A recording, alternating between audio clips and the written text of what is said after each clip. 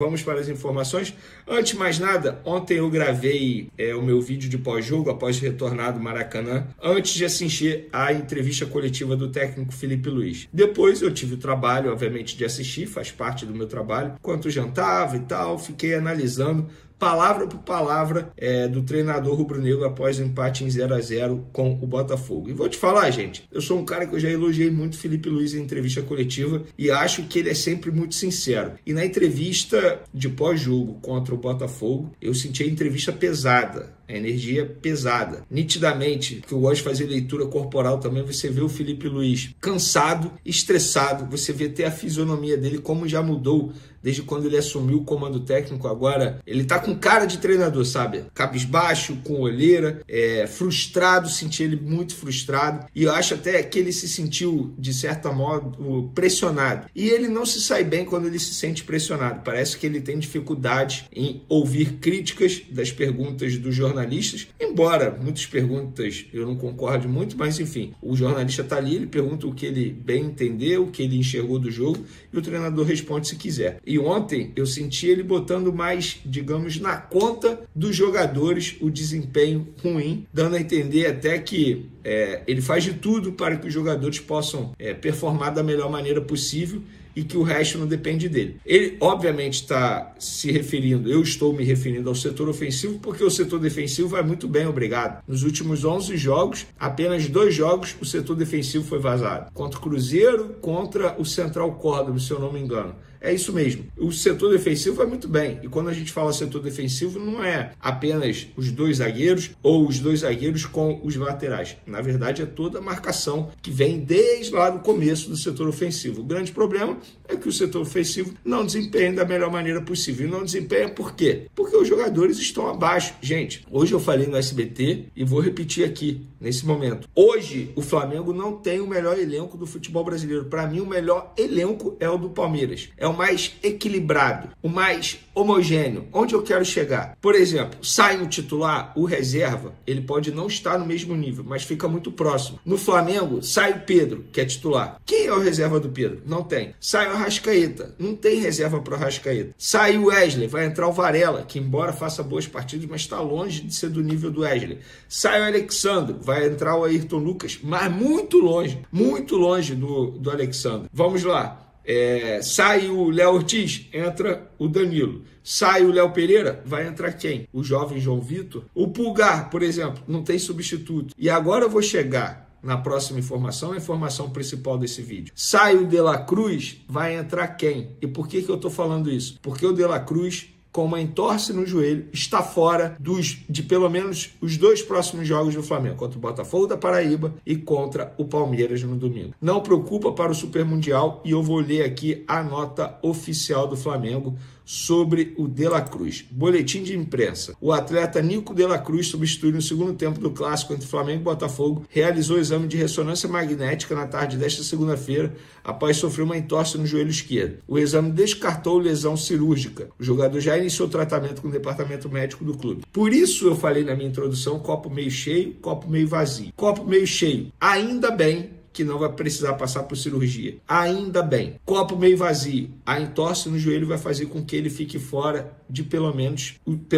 os 2 próximos jogos. Jogos importantes, sobretudo contra o Palmeiras. E aí, o Pulgar é dúvida ainda. Se o Pulgar não jogar, se o De La Cruz não jogarem, qual vai ser o meio-campo do Flamengo? Vai recuar o Gerson para volante, junto com o Everton Araújo? Vai botar o Léo Ortiz de primeiro volante? É por isso que eu falo, o elenco do Flamengo hoje é desequilibrado. O time titular pode ser o melhor, mas o elenco é desequilibrado, o nível cai muito. O setor ofensivo do Flamengo hoje, gente, com todo respeito, é inoperante. O Michael não tem nível para jogar no time do Flamengo, o Juninho não tem nível para jogar no time do Flamengo. Não tem. O Gonzalo Plata tem nível, mas vive se machucando. O Cebolinha tem nível, mas vive se machucando. O Pedro, fisicamente falando, ainda está abaixo. O Arrascaeta não vai conseguir jogar todas as partidas. Ele não foi poupado contra o Botafogo, ele não tinha condições de jogo, é totalmente diferente. É por isso que essa atual diretoria entende que hoje o Palmeiras tem um elenco melhor. Inclusive, conversando com uma pessoa da diretoria do Flamengo, o Flamengo entende que o elenco do Palmeiras é melhor e a média de idade ainda é baixa. Então, por isso que a diretoria quer fazer correções no elenco. E justiça seja feita. Esse elenco não foi montado pela atual diretoria. Ah, mas o Juninho foi contratado. O Juninho foi contratado no começo do ano por uma lacuna deixada pelo Pedro, mas foi uma opção barata e eles não tinham dinheiro para fazer investimento alto. Então, hoje o elenco do Palmeiras é melhor. E o Palmeiras, além de ter um elenco melhor, vai chegar muito mais preparado para esse jogo de domingo contra o Flamengo, que é um jogo muito importante no Campeonato Brasileiro. E vai chegar mais preparado por quê? Porque, graças ao trabalho do Palmeiras, eles foram muito bem na Libertadores e conseguiram rodar melhor o elenco. O Flamengo não fez o seu dever de casa na Libertadores, teve que forçar a barra e agora chega cambaleado para pegar o Palmeiras. Não vai ter o Wesley suspenso, não vai ter o De La Cruz lesionado, o Pulgar, se voltar, vai voltar meia bomba. O Alan, provavelmente fora também. E aí? É isso que eu falo. Muita gente vai me xingar. Nossa, você é anti-Flamengo? Não, é a verdade. É a verdade. Inclusive o goleiro. Se o Rossi sai hoje, Matheus Cunha, com todo respeito ao Matheus Cunha, não é nível para estar no elenco do Flamengo. E ele já mostrou isso. E o Flamengo, uma curiosidade aqui, que eu li no site do Coluna do Fla. Flamengo ainda não conseguiu somar 3 vitórias consecutivas no ano após o Campeonato Carioca. São 15 jogos em Brasileirão, Libertadores e Copa do Brasil.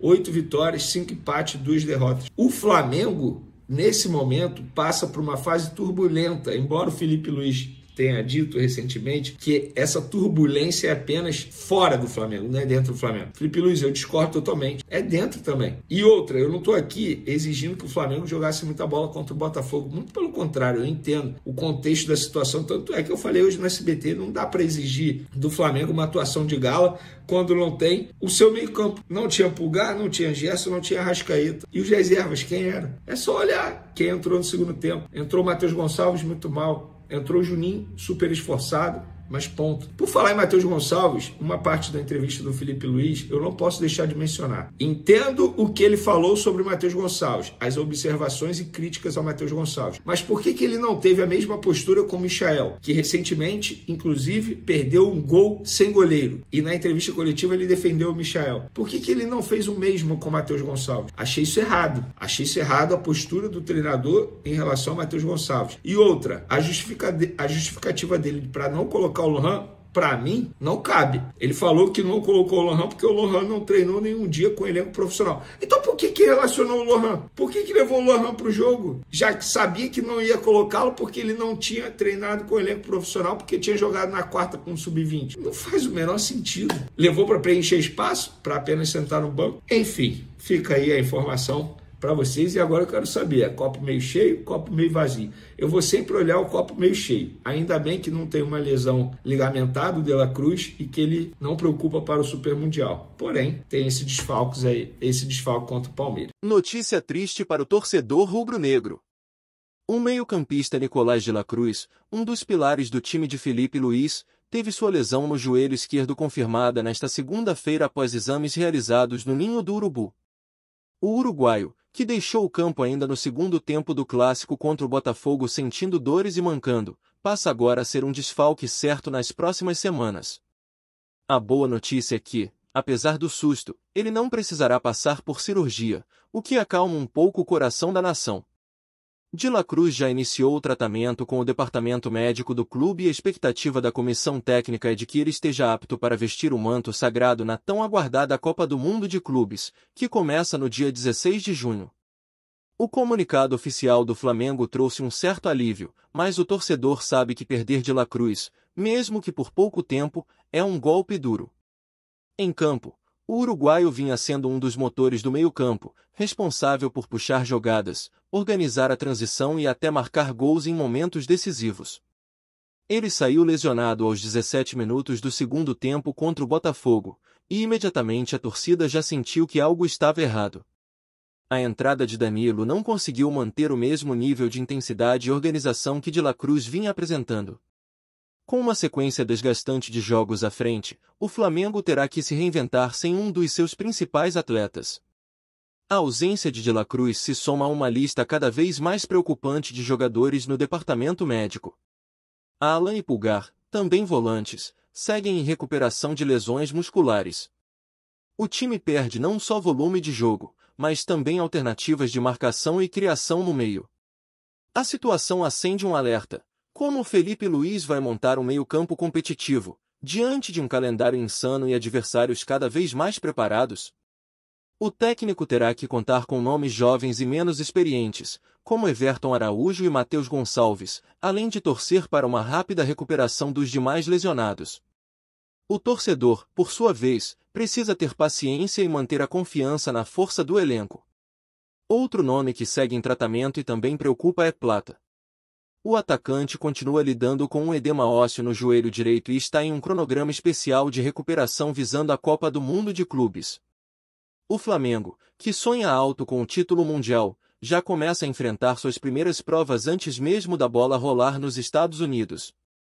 A ausência de peças-chave e o desgaste físico dos titulares deixam evidente a importância de um elenco equilibrado e bem preparado.